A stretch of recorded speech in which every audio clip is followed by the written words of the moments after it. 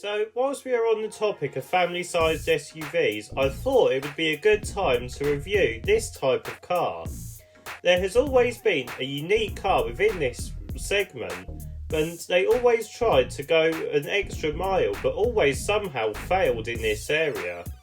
Well, this is the Citroen C5 Aircross, and it has just been released for this new generation. Let's have a look to see what this new model is like. Welcome to Everything Cars and More.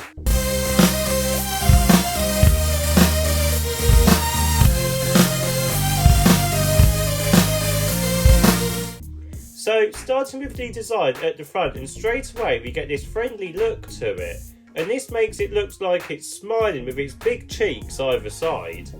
We get a set of slim headlights, which part of the daytime running lights are in them. The rest is lower down to give it a square look to it. Connecting these headlights is a thick black bar with a big Citroen logo in the middle of it. Sadly though, there isn't a light bar or a light up logo like what other Stellantis cars are doing. In the middle of the front we get a slim air vent and a bigger lower central air vent too. We also get some big fake side vents and some indents in the bumper, making it look like this car has some gills. You can also change some trim panels to different colours to make this car truly your own. I can actually see a bit of Citroen C5X look about it. What do you think? Let me know in the comments section below, and whilst you're at it, don't forget to like and subscribe. Moving around to the side, we get an outline of a normal family SUV, but if you look a bit closer, we get some blocky matte black plastic wheel arches and lower seals. We also get some hidden window sills and a floating roof design near the back, along with some more grille designs. We also get some decent looking wheel designs that aren't over the top like some other rivals. Really then, it isn't too offensive and in your face like some other cars in this segment. Moving around to the back, we get a very unique design to it. To start with, we still get the signature tail light design that, like what the LED daytime running lights look like up front. But one clever trick Citroen has done to make the outer tail lights wider than what the car actually is. This doesn't just make the car look a lot wider than what it is, but it also helps with channeling the air around the car. It looks futuristic and very modern, and I really like it. Connecting these tail lights is a black bar with again the Citroen logo in it, and below this we get a simple boot design with the Aircross lettering and C5 logo all in white. The bumper design is again simple and discreet, which I do really like. Overall then, this design is family friendly and approachable, which is rare to see on cars nowadays. Right then, let's have a look to see what engine and gearbox options you can have, as well as battery and motor options you can have with the new Citroen C5 Aircross. So the engine range on the C5 Aircross is quite simple. You can have a mild hybrid, plug-in hybrid and a fully electric model. Let's start with the mild hybrid version first. This uses the usual Stellantis 1.2 litre turbo petrol with 145 brake horsepower. This can do 0 to 62 within 11.2 seconds, which isn't very quick for this size of car, but it isn't too bad at the same time. This is mated to a 6-speed automatic gearbox powering the front wheels. But the best part is that you can get 52 miles per gallon, and this is thanks to its mild hybrid assistance. The next version is the plug-in hybrid version, and this uses a 1.6 litre turbo petrol engine and an electric motor, creating a combined power output of 195 brake horsepower. This can do 0 to 62 within 8.3 seconds, which is very good.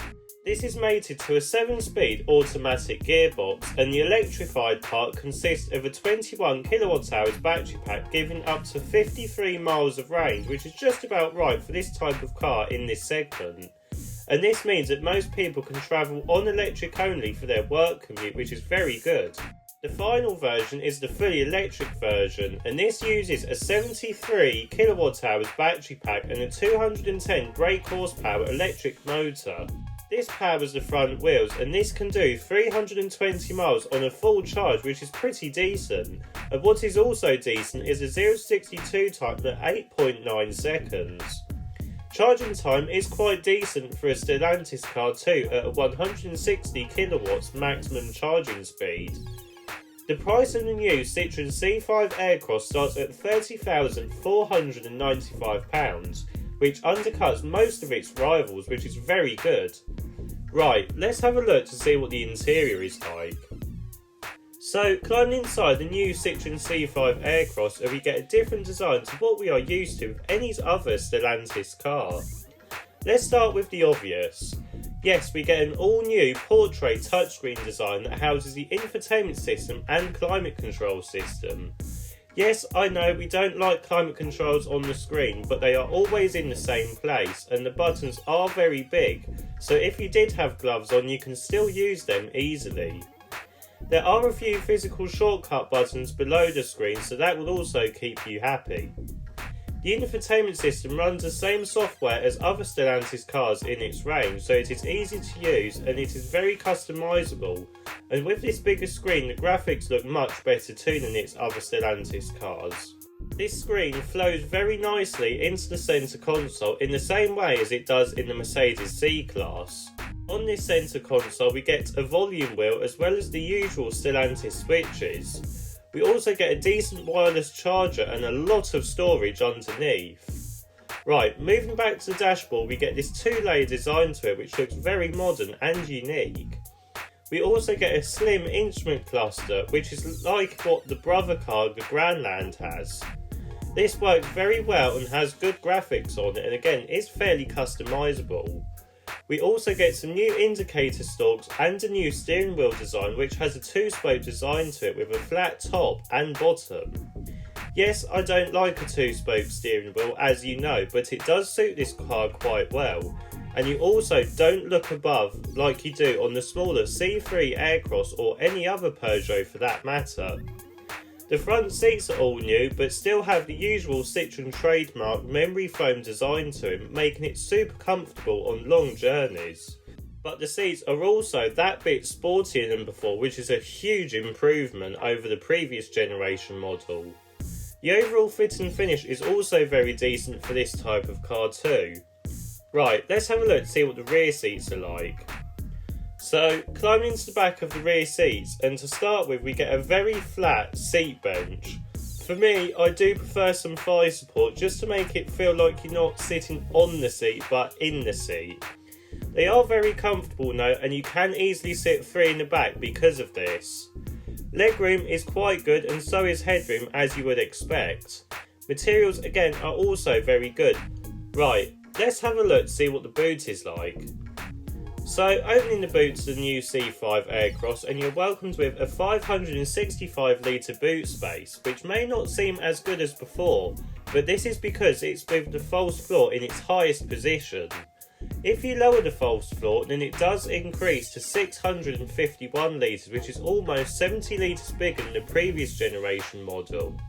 The best part is that this figure is the same whether you have a mild hybrid, plug-in hybrid or an electric model.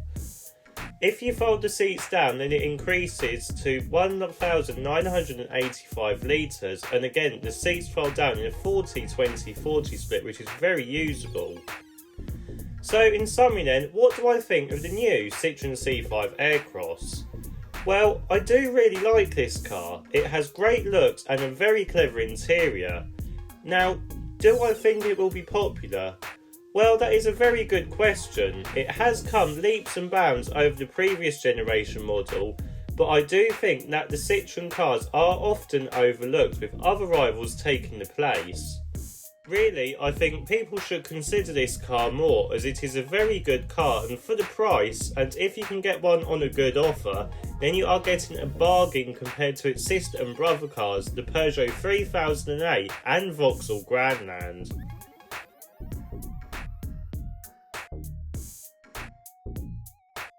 So, what do you think of this car then? Leave a comment below, and whilst you're at it, don't forget to give a like and subscribe to Everything Cars and More. I'll see you in the next video.